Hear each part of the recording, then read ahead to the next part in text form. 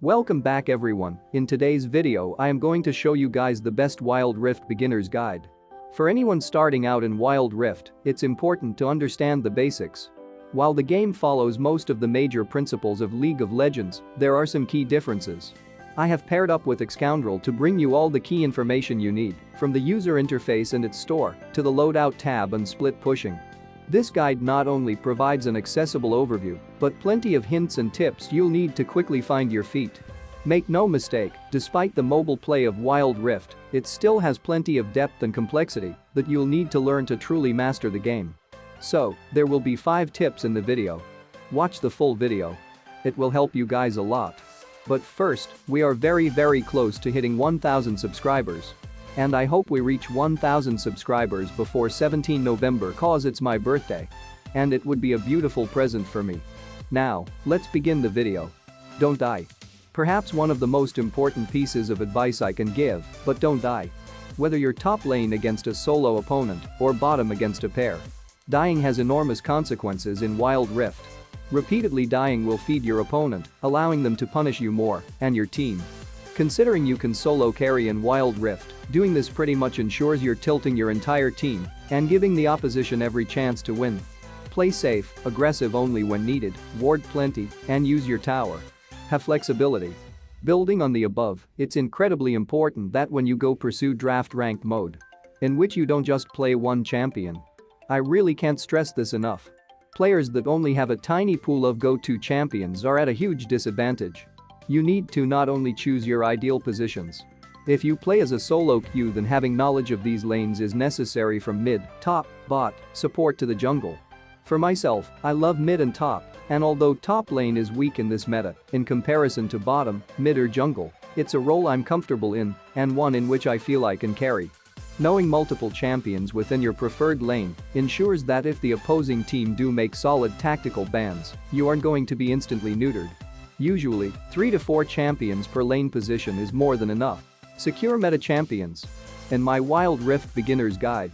And I really cannot stress this enough. Try to secure meta champions early.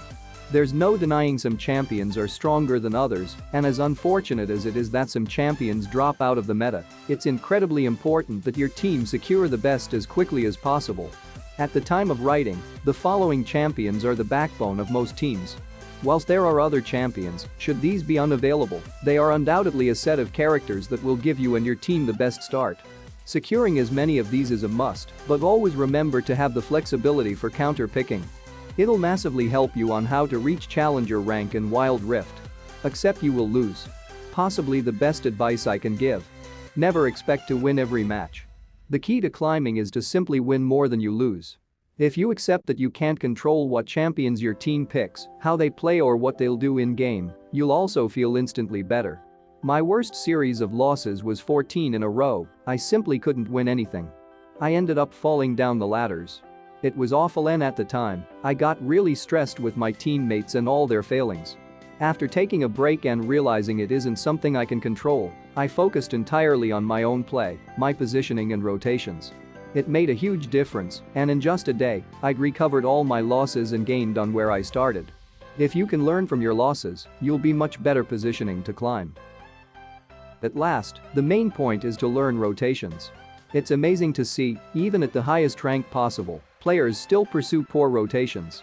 If you want to learn how to reach challenger rank in Wild Rift, you need to understand there's a time and a place for soaking, lane pushing, freezing, or heading to the Drake.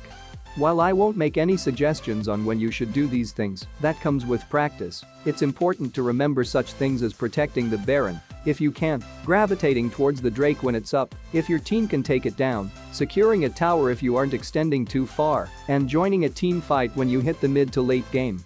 There's no magic button on this one, but if nothing else, follow the instructions of players who are clearly doing well or clued up, and be sure to aid in team fights when you can, especially Drake. That were all the things that I can teach. If you want to see more about this, then comment down below and subscribe to my channel for more of the same content. And I bring this type of content every day. And hope you guys liked this and learned something from this. If you have any issues regarding this, then do contact me on Instagram. Or you can contact me on Twitter. Or you may join our Discord and get help from our lovely members. So, this much for today's video. And hope you guys enjoyed it. See you in the next video. Bye bye, have a nice day.